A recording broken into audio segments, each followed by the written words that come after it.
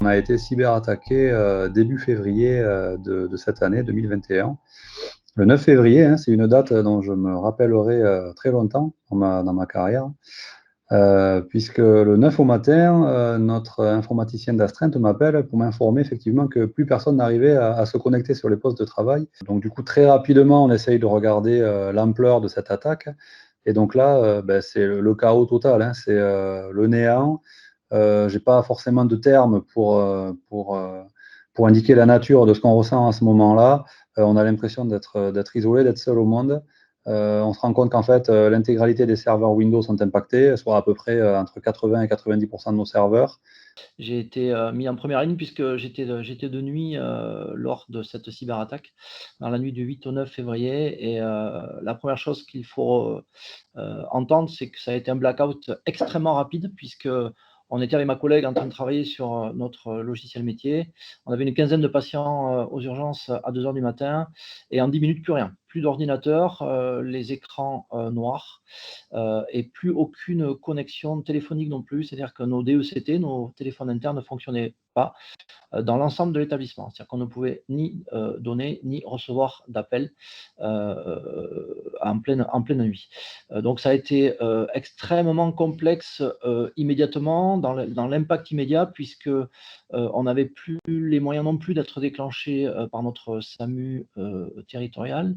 On n'avait plus aucun lien avec les autres services. Du coup, on s'est retrouvé à travailler en aveugle total pendant le reste de la nuit. Les impacts sont majeurs pour l'établissement, à court terme, à moyen terme et à long terme.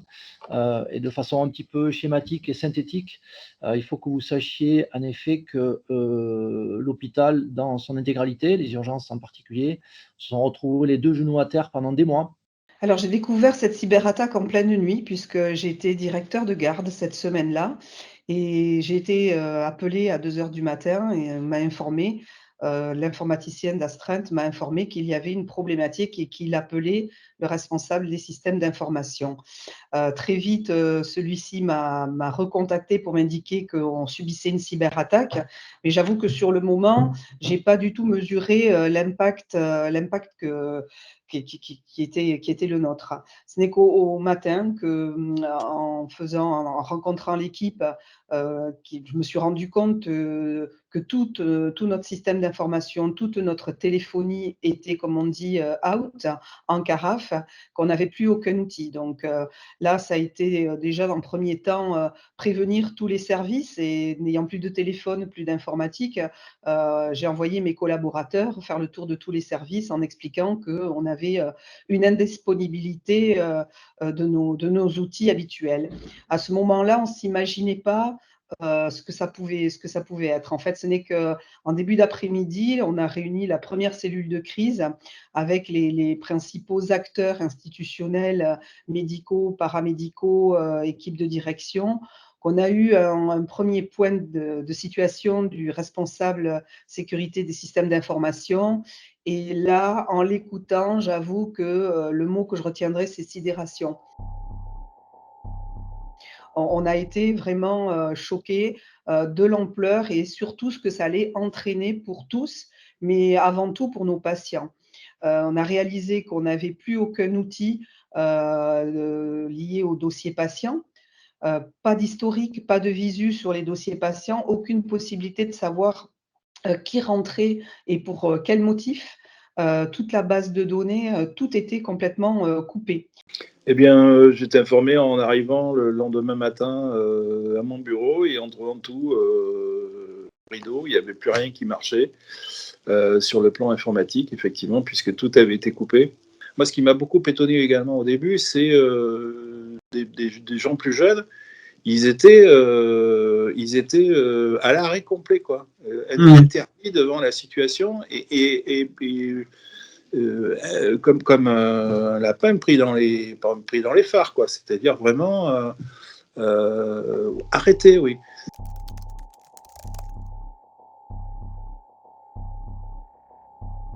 Plus de standards téléphoniques, plus de téléphonie en règle générale d'ailleurs, donc plus d'informatique, hein, que ça soit dans n'importe quel corps de métier. n'importe quel service. Il n'y avait plus aucun applicatif métier qui était fonctionnel. On a dû revenir en urgence au papier et au crayon, au tableau Velleda.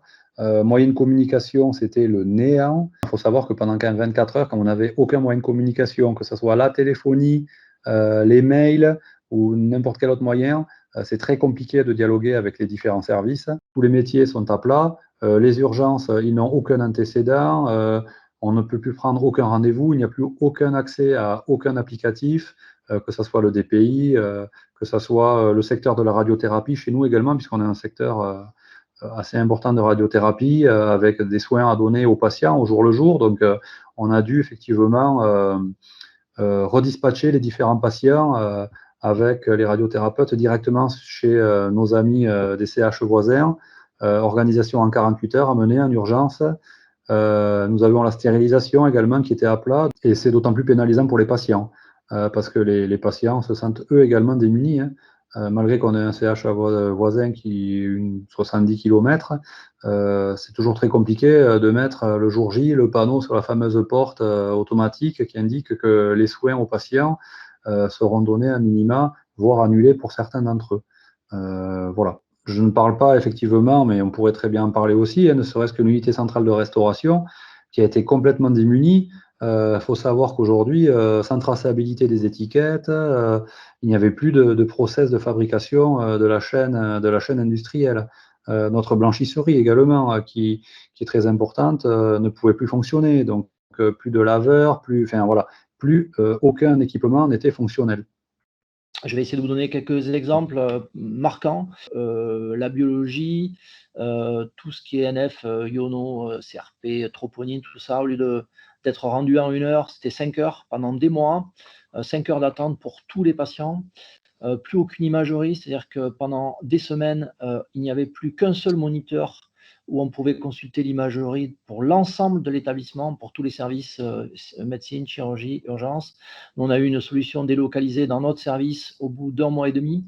Donc, plus aucun lien contextuel, vous ne pouvez plus éditer un bon radio ni un bon de labo. Vous n'avez plus accès à la prescription, vous ne pouvez plus partager la prescription. Et ça pendant des mois.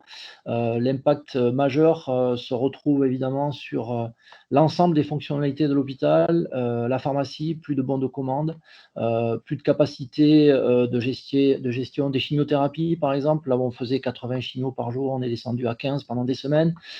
Plus de radiothérapie pendant des semaines. Plus aucune commande dans l'ensemble de l'établissement. Donc, de façon très claire, l'hôpital se retrouve complètement à plat, avec des risques majeurs pris pour nos patients, pas uniquement pour les urgences, mais dans l'ensemble de l'établissement, parce que vous ne disposez plus des armes habituelles, qu'elles soient biologie, d'imagerie, de matériel, de prescription, etc. Traiter 100 ou 110 patients par jour avec du papier et sans aucun appui informatique ni lien contextuel. Ça a été extrêmement pénible. Compter 4 mois extrêmement difficiles, 6 mois vraiment difficiles. Et là, actuellement, on est à 8 mois, on n'a pas encore tout résolu, mais 4 à 6 mois extrêmement difficiles pour un établissement qui est mis en danger globalement. On a créé aussi beaucoup d'osmose dans le service. On a beaucoup échangé et les personnels se sont accrochés et il y a eu beaucoup de résilience.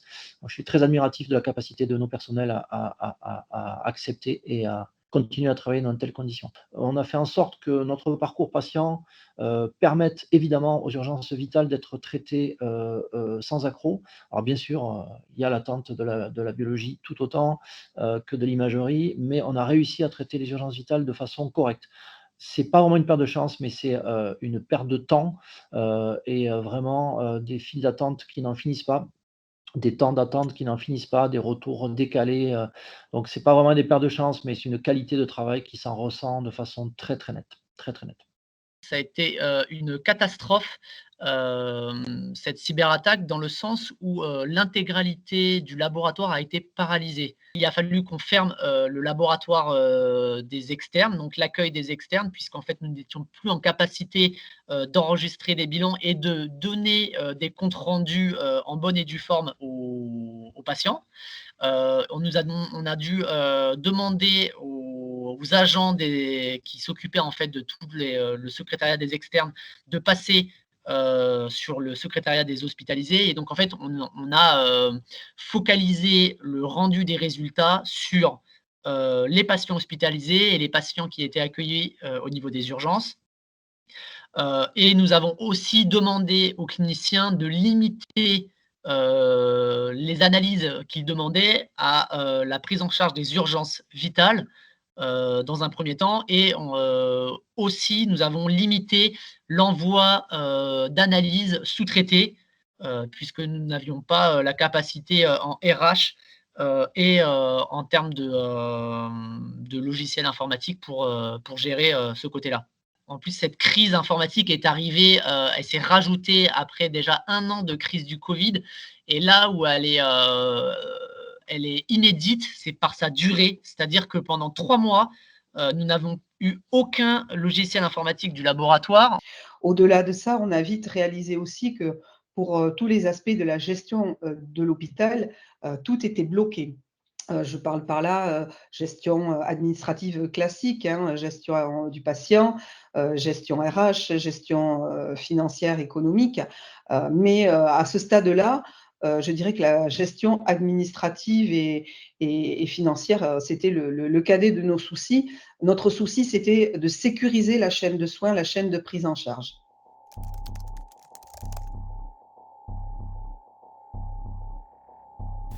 Donc, ça a été très compliqué pour nous. Alors, on s'est organisé de la façon suivante. Dans l'immédiateté, on a commencé par récupérer les 06 des personnels de tous les services. Et on a donné les nôtres dans tous les services. On a fait ça pendant plusieurs jours. On est repassé au papier, au tableau Velleda, au post-it pendant des semaines et des semaines. Alors, vous imaginez bien qu'en termes d'identito-vigilance, c'est extrêmement complexe et insuffisant, évidemment. On a organisé, enfin, c'est quelque chose que j'ai tenu à mettre en place, une cellule de crise en intra-urgence ou 3 fois par semaine sur des réunions très courtes d'1 heure. Je proposais à un personnel du standard, un personnel de l'accueil administratif, un personnel du secrétariat des urgences, une infirmière, un médecin, moi-même et la cadre des urgences, on faisait un point sur l'impact de l'arrivée des patients, sur le parcours du patient, de l'entrée jusqu'à la sortie du patient. On a essayé de résoudre comme ça, et on a fait ça pendant des mois, hein, de résoudre un maximum de problèmes. Et ceux qui n'étaient pas résolus étaient ramenés en cellule de crise institutionnelle qu'on faisait 3 fois par semaine là aussi. On a réussi à mettre en local un système dégradé, mais qui n'était pas satisfaisant pour nous permettre de retravailler normalement. Donc pendant 3 mois, on a eu 0 logiciel, on s'est débrouillé, on a demandé même aux techniciens de passer à 2 par nuit parce que la quantité de travail était trop importante en termes de lourdeur administrative, de lourdeur de production de résultats. Il fallait enregistrer les bilans. On est revenu au papier, donc en fait, il a fallu imprimer les bilans. Il a fallu avoir toute une chaîne logistique de coursiers pour aller amener les bilans aux cliniciens. À partir de là, une cellule de crise s'est montée, cellule de crise de façon quotidienne. Donc, première cellule de crise le jour J, 13h30, la direction, on va dire les cadres supérieurs de santé, un maximum de cadres des différents services dans la salle institutionnelle, on va dire. Donc là, on annonce la mauvaise nouvelle, on leur dit effectivement retour au papier crayon, retour aux procédures dégradées, retour au chaos, on va dire, hein, parce que personne n'est jamais confronté à ça. Malgré que mentalement on se dise prêt, on n'est jamais prêt. Ça a été vraiment très très compliqué. Donc sur ces entrefaits, à ce moment-là, il faut commencer à réagir assez vite. Hein, déclaration d'une cyberattaque auprès des entités étatiques, hein, donc que sont l'ARS Nouvelle-Aquitaine pour notre côté, mais également déclaration au niveau de la CNIL, déclaration encore au niveau de l'ANSSI, puisque ce sont des obligations légales qui nous obligent à faire ces déclarations-là. Donc ça, c'est le premier process qu'on a mené le jour J au petit matin. Donc je ne vous cache pas qu'on a beaucoup de demandes de documentation, qu'elles soient informatiques, qu'elles soient papier. Ça nous prend énormément de temps. En parallèle de ce travail-là, on doit toujours mener des investigations pour savoir jusqu'où on a été chiffré, comment on va pouvoir faire pour retrouver le peu d'informations qui nous restaient. Donc toujours très très compliqué de gérer ce type de crise. Donc on a déployé un nombre très très conséquent effectivement de PC portables qui nous ont été, alors que nous avions d'une part en interne, mais qui nous ont été prêtés gracieusement, et ça, encore une fois, heureusement qu'ils étaient là, les différentes sociétés extérieures, notamment la chambre de commerce et d'industrie, le département, les CH avoisinants qui nous ont prêté à la fois du matériel, mais à la fois des ressources humaines, puisque grâce à eux, qui sont venus également sur site nous prêter main forte, on a réussi à déployer environ 200 PC portables avec des clés 4G pour essayer de retrouver un semblant de communication, un semblant de process informatique, avec une gestion très minimaliste, en procédure vraiment très, très dégradée, de la gestion du patient, c'est-à-dire dès son arrivée côté administratif, mais également dans tout le suivi du process médical. C'est un vrai marathon que l'on court à partir de ce moment-là. La première sensation qu'on a eue, c'est celle de faire courir un risque énorme à nos patients. On a tout de suite fait fermer le bloc opératoire pour le programmer, pour ne prendre que les urgences. On s'est très vite organisé pour certaines filières de prise en charge, comme la radiothérapie, pour pouvoir envoyer nos patients sur d'autres centres dans toute la région, Bordeaux, Pau, Bayonne. On a essayé de faire passer les messages à tout le monde pour passer en mode dégradé, en procédure dégradée. Mais j'avoue que on a agi au fil des heures en fonction des problématiques qu'on identifiait pour essayer de les résoudre avec les moyens qu'on avait, c'est-à-dire des moyens quasi nuls et revenir à une situation d'il y a 20 ou 30 ans avec des prises en charge papier, des prescriptions papier. Je n'ai jamais connu une telle situation. Pour autant, en tant que directeur chargé de la qualité de la gestion des risques au sein de l'hôpital de Dax, bien évidemment, j'ai pu connaître et accompagner la crise Covid. Mais je dirais c'est sans aucune mesure parce qu'en fait, on est d'une vulnérabilité qui est énorme et on est obligé de tout réinventer en fait. On doit avoir un positionnement particulièrement agile de façon à pouvoir répondre, je ne vais pas dire au jour le jour, mais au même à l'heure près, à une situation donnée, à une résolution de problème. Pour la communication interne, nous avions une cellule de crise tous les jours à 13h30, qui faisait l'objet d'un compte-rendu immédiat que mes équipes photocopiaient et partaient distribuer et afficher dans tous les services. Après, très vite, on a mis en place, puisqu'on n'avait plus de bureautique, tout le monde s'est amené un ordinateur perso. Ensuite, on a pu être aidé par d'autres collectivités, d'autres hôpitaux qui nous ont prêté du matériel. Donc, on a vite créé un nombre d'adresses Gmail qu'on a affichées partout dans les services. On a déployé des portables dans les services clés pour pouvoir communiquer entre nous. Donc, en fait, on a fait dans les 15 premiers jours cette communication par cette voie-là. Ensuite, on a édité des petits bulletins.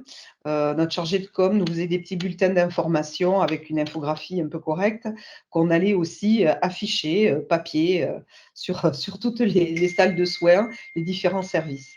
Et donc, immédiatement, il a fallu prendre des dispositions pour faire face à cette première situation immédiate. C'est-à-dire, dans un premier temps, papier et crayon pour l'identification des patients, etc. Et puis assez rapidement, dans les 48 heures, on va dire, il a fallu trouver des alternatives, et notamment une alternative au papier et crayon pour tout ce qui concerne les éléments qui devaient a priori continuer d'être recueillis pour l'identification des patients et puis la traçabilité, je dirais, dans l'établissement de leur passage. Beaucoup des plus anciens, on a eu le raisonnement immédiatement, papier, crayon, une certaine organisation, si vous voulez, qu'on avait connue finalement, même si, certes, je commence à être âgé, mais bon, il y avait déjà de l'informatique dans les hôpitaux quand je suis rentré. Mais c'est vrai qu'effectivement, le processus de réalisation de certaines tâches était... on le connaissait, quoi, voilà. Donc on savait ce qu'il fallait faire immédiatement.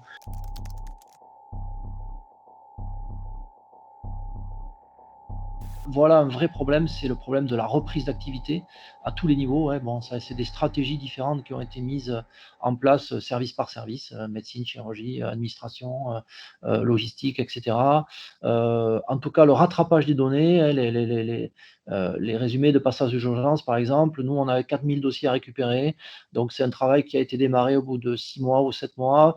Beaucoup de travail pour nos secrétariats avec une qualité de retour qui n'est pas vraiment très bonne parce on a travaillé sur papier pendant des mois. Et vous savez, quand vous travaillez sur papier, vous n'avez pas le même niveau de sécurité. Donc, on a fait du rattrapage qui est un rattrapage plus administratif et évidemment médico-économique que purement médical. On a un trou et on va garder un trou de 3 mois en fait, le rendu des résultats que nous avons produits. Et ce qu'il faut savoir, c'est qu'au tout début, notre organisation, en fait, on a en fait une procédure qui nous permet de nous organiser lorsqu'on est en mode dégradé. Et normalement, cette procédure nous permet, lorsqu'on sort du mode dégradé et qu'on revient à un retour à la normale, du coup, de rattraper ces bilans qui ont été faits. Et en fait, ce mode dégradé que nous avons, il nous permet en fait de travailler pendant 6 à 12 heures dans ce mode dégradé. Par contre, là, ce qui s'est passé, c'est en fait la crise informatique a duré tellement longtemps qu'en fait, on a fait très vite le deuil du fait qu'on n'allait pas rattraper les bilans parce que c'était pas possible et que du coup, il y aurait un trou dans les dossiers des patients de 3 mois. Donc voilà, les seules choses qu'on a rattrapées, ce que je disais, c'est les myélogrammes parce que c'est des analyses avec un prélèvement qui est invasif et pour lequel on a potentiellement posé un diagnostic d'hémopathie. Donc là, il faut avoir une trace dans le dossier pour qu'on puisse bien les suivre. Mais tout le reste, on n'a rien rattrapé. Au jour d'aujourd'hui, comme je vous l'ai dit, notre action a été de prioriser tous les outils liés à la prise en charge des patients. On a le DPI qui est remonté, mais partiellement. Pour vous donner un exemple, à ce jour, aujourd'hui, tous nos médecins n'ont pas retrouvé la prescription informatisée. Donc, on est encore avec les ordonnanciers à prescrire avec tout ce que ça impacte en termes de sécurité, de prise en charge. On a retrouvé une partie de notre gestion administrative patient, de notre gestion économique et financière, mais je dirais que rien n'est stable. Alors, vous avez un impact, donc, celui auquel on pense immédiatement, c'est l'impact en dépenses, bien évidemment, et en dépenses supplémentaires. Et le fait est que c'est le cas, puisque là, on n'a pas encore de valorisation définitive, puisqu'on n'est pas encore sorti, je considère, moi, de la cyberattaque et de ses effets, mais c'est un impact qui, pour ce qui concerne un établissement de la dimension de Dax, dépasse allègrement le 1 million d'euros. On pratique une situation, si vous voulez, où au fur et à mesure, il faut répondre, et avec des problématiques spécifiques, si je puis dire, sur le fait, ne serait-ce que de pouvoir payer les fournisseurs, des choses comme ça, puisqu'il n'y a plus rien qui marche sur ce volet-là. Le deuxième impact sur le volet financier, c'est que vous êtes en situation de devoir, comme à l'habitude, fournir un certain nombre d'éléments aux tutelles, les uns dans le cadre du futur EPRD, les autres pour boucler un compte financier, etc. Et que là, tout ça est arrêté et vous ne savez pas si ça va pouvoir reprendre, quand est-ce que ça va pouvoir reprendre et comment vous allez pouvoir finir l'exercice précédent et engager, si je puis dire, celui qui avait commencé d'être engagé. Donc c'est extrêmement compliqué sur le volet financier puisque vous n'avez non plus rien dans les mains puisque toute la solution administrative est arrêtée. Troisième élément, c'est les effets, si je puis dire, de toute l'identification, etc., de tout le dispositif qui est juste aujourd'hui, c'est-à-dire, pour faire simple, la chaîne facturation. Tout ça, on recueille les éléments, comme je l'indiquais. Dans le cadre de l'urgence, on a mis en place un dispositif, mais on ne facture pas. Alors, notre chance dans la situation dans laquelle on était, c'est qu'il existait, et elle a été prorogée pour la fin de l'année 2021, la garantie de financement qui a été mise en place pour les établissements hospitaliers sanitaires liés au Covid, qui constitue une garantie de paiement et de rentrée de recettes, alors même que vous ne facturez plus. Alors, il faut quand même savoir que là, on se situe début octobre. À l'heure actuelle, j'ai à peu près une dizaine de millions d'euros dehors de ce qui n'est pas sous garantie de financement.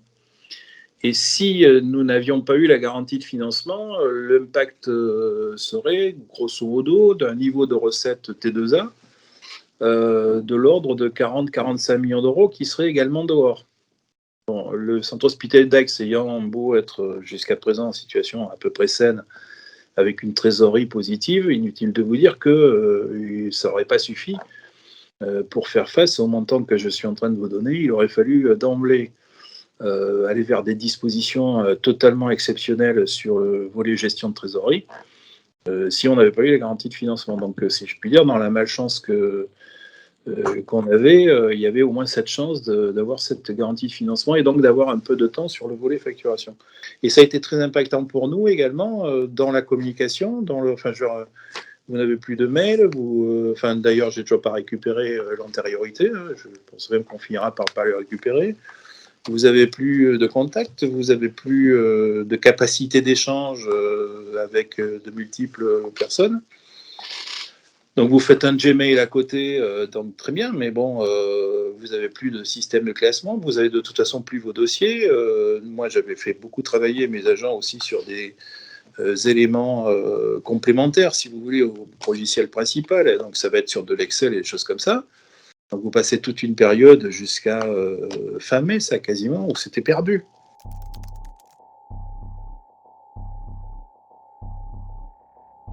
Alors, leçon apprise, c'est qu'il ne faut pas que ça se reproduise, quoi. C'est-à-dire il faut être dans une situation qui permette au moins de ménager l'essentiel. Il est quand même à peu près évident pour moi que si on avait pu récupérer des bases fussent-elles de la semaine précédente, etc., mais complètes et non impactées par le virus, la situation était quand même sensiblement différente. Le deuxième élément, c'est effectivement sur la période immédiate de crise, il faut prendre des dispositions particulières et donc c'est mieux à mon sens de les avoir préparées. Hein, donc là, finalement, nous, quelque part, on a l'expérience. Si ça reproduisait demain, on sait ce qu'il faut faire, mais je pense qu'au fil du temps, ça va aussi se perdre comme mémoire, et donc il faut absolument qu'il y ait, oui, en quelque part, un plan par rapport à cette situation, et spécifiquement sur le rôle des admissions, etc. Qu'est-ce qu'ils peuvent faire? Le troisième élément, c'est aussi de préparer peut-être les équipes à ce type de situation. Donc c'est aussi un peu ce que vous êtes en train de faire, c'est-à-dire de dire voilà, ça peut arriver, quand ça arrive, ça a telle conséquence, donc comment vous anticipez les choses, enfin, j'ai une acculturation au sujet, quoi. Je crois que ce qui serait intéressant, ça serait de faire des simulations peut-être. Simuler une rupture, une rupture du DPI complète. Comment on repasse concrètement sur un dossier papier. Ce type d'exercice, à mon avis, Bon, je suis gestionnaire des risques et quelque part, le mieux, c'est aller organiser des exercices. Je pense que ça pourrait être assez intéressant, domaine par domaine, de travailler avec les équipes, avec les médecins.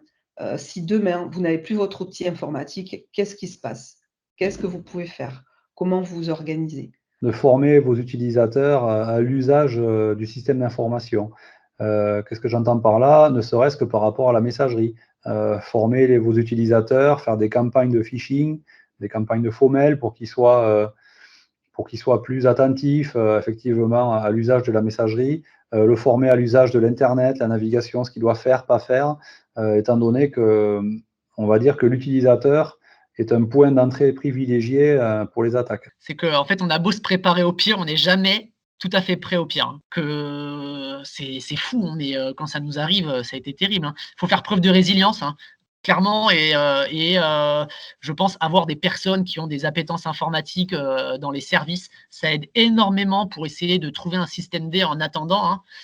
Écoutez, nous, ça nous a permis, même si on on est mais un petit hôpital, on a des liens qui sont très humanisés au sein de notre établissement et avec le service informatique, tout autant évidemment. Je crois qu'il faut écouter, ce qui n'a pas été le cas ici, comme dans beaucoup d'endroits évidemment, nos directeurs des services informatiques, on était sous-équipés et sous-protégés. Je crois qu'il faut vraiment, voilà, du coup, moi je me suis intéressé à ça. Je ne suis pas du tout informaticien, mais du coup, on a été vraiment dans le soutien les uns les autres. Je crois qu'il faut entendre que ça peut tomber n'importe où. Et d'ailleurs, d'autres établissements ont été impactés. Et il faut que, en tout cas à mon niveau, le message passe auprès du corps médical. Ça vous met les deux genoux par terre, ça c'est sûr. Et puis là, on ne parle pas de 48 heures, hein. On parle des mois, 2 mois et 2 mois entiers de dysfonctionnement, de désorganisation. C'est complexe. Voilà. Donc oui, cyberdéfense à mort. Oui. Moi, je dirais que là, le constat qu'on peut faire, c'est une énorme vulnérabilité numérique, parce que tout passe par un outil informatique et on ne peut plus travailler sans ça et on est quelque part, complètement dépendant, ça on le sait et quand ça vous arrive, vous avez un rapport, assez étrange par ce domaine obscur pour, je dirais un gestionnaire, un administratif qui n'a pas de compétences, très poussées, en informatique. Ça c'est un fait. C'est vrai qu'il y a un peu un décalage entre, les connaissances, les compétences, d'une équipe informatique et puis tous les utilisateurs derrière. On a parfois du mal à comprendre pourquoi les choses n'avancent pas plus vite, pourquoi on ne remet pas tel outil plutôt que tel autre, parce qu'on ne voit pas, on ne comprend pas ce qui se passe derrière. On peut faire confiance au collectif et aux compétences internes malgré tout. Voilà, on est toujours en difficulté, mais pour autant, cette expérience a montré que nous avions de l'agilité, nous avions une créativité collective pour se sortir de grosses difficultés. Je retiens aussi un engagement extraordinaire des équipes à tous les niveaux, bien évidemment l'équipe informatique, mais les soignants, les médecins, les administratifs, tout le monde est monté au front, si on peut dire et ça, c'est vrai que c'est quand même très encourageant de travailler, dans la communauté hospitalière. Ce que je retiendrai principalement, quelque part, je veux dire que cette expérience, compliquée, grave, difficile, j'espère qu'elle est une force pour nous aujourd'hui. Je pense qu'on a passé une étape, on n'est pas sorti complètement, mais j'espère que ça va nous amener encore plus de force et je le crois. Ce que je retiens aussi, c'est l'énorme engagement de toute la collectivité, quel que soit son métier, la réactivité, la solidarité qu'il y a eu dans les équipes et ça, c'est quand même très encourageant et c'est une grande source de fierté.